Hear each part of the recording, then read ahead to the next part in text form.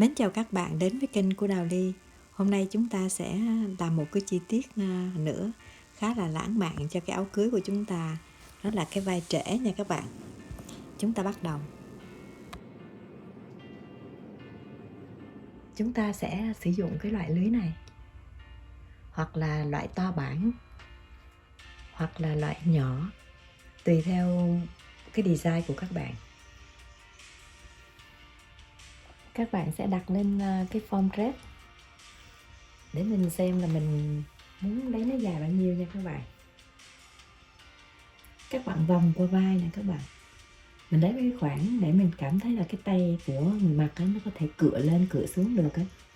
Các bạn mình lấy khi mình đánh dấu, xong mình ngắm cái khoảng rộng này á, nó ưng ý là được nha các bạn. Sau khi các bạn ngắm nè, khi cái tay cựa lên thì nó vừa nè các bạn, nó tới cái đầu vai và nó cũng có khoảng rộng để cho cái tay có thể cử động ra vô được. Mình thấy vừa đủ cái tầm mình muốn thì mình sẽ lấy dấu nó nha các bạn. Các bạn dùng máy may túm cái đầu của các miếng lưới lại ha các bạn. Nó như vậy. Sau khi túm miếng lưới á, các bạn cắt một miếng voan. Mình sẽ gói nó lại. Đây là miếng voan gấp đôi nha các bạn. Các bạn sẽ gói nó lại. Sau khi gói, các bạn ghim kim và lược hờ bằng một sợi chỉ. Lát nữa khi mình kết ren xong á các bạn, thì mình sẽ tháo bỏ sợi chỉ này ra. Bây giờ mình sẽ túm hai cái đầu này cho nó nhỏ lại luôn.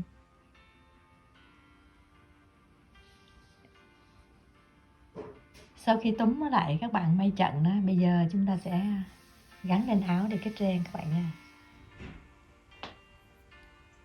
Chúng ta sẽ đặt ra vào áo và ghim kim đó để mình định vị nó, xong mình kết ren nó lên nha các bạn.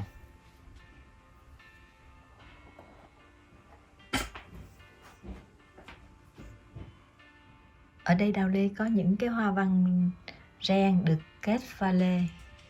Đây là Swarovski Crystal của Úc các bạn, mà mình đã thực hiện ở cái video trước khi mà mình review về cái loại pha lê này. Bây giờ mình có dịp mình sẽ đem nó mình kết vào cái áo này cho các bạn xem. Mình mê cái pha lê kia này của Úc lắm đó các bạn. Nó rất là đẹp luôn. Đào Ly đã sử dụng hết 8 hộp pha lê cho cái áo cưới này. Amazon đã hết hàng rồi các bạn có thể tìm mua ở trên eBay.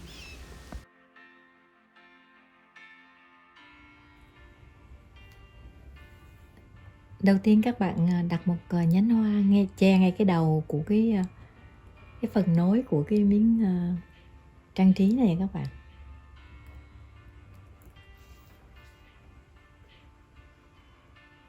Xong chúng ta sẽ tìm một miếng ren khác, chúng ta đặt tiếp xem nó có phù hợp hay không, để cái áo nó liền lạc á, cái hoa văn nó mix với nhau ha các bạn, nó không có bị vụng về xấu.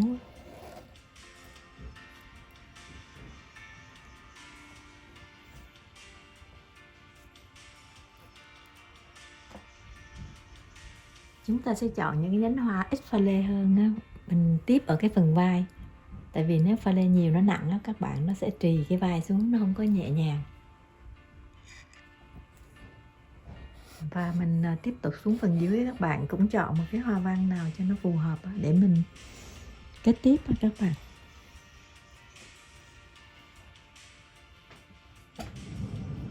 Ra tới thân sau cũng chọn một cái hoa văn để cho cái góc này nó che cái đường nối này các bạn.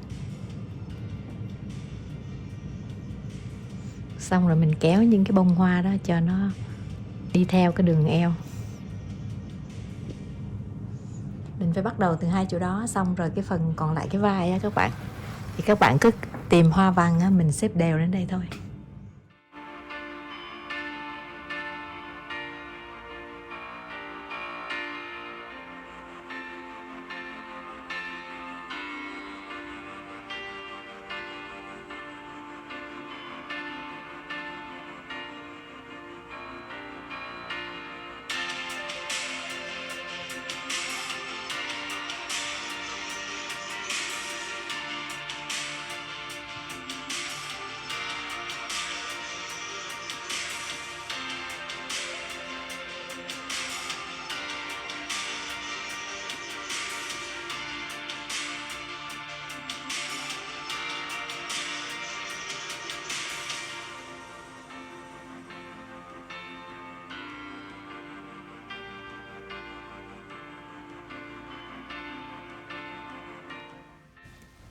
Tuyệt đẹp phải không các bạn?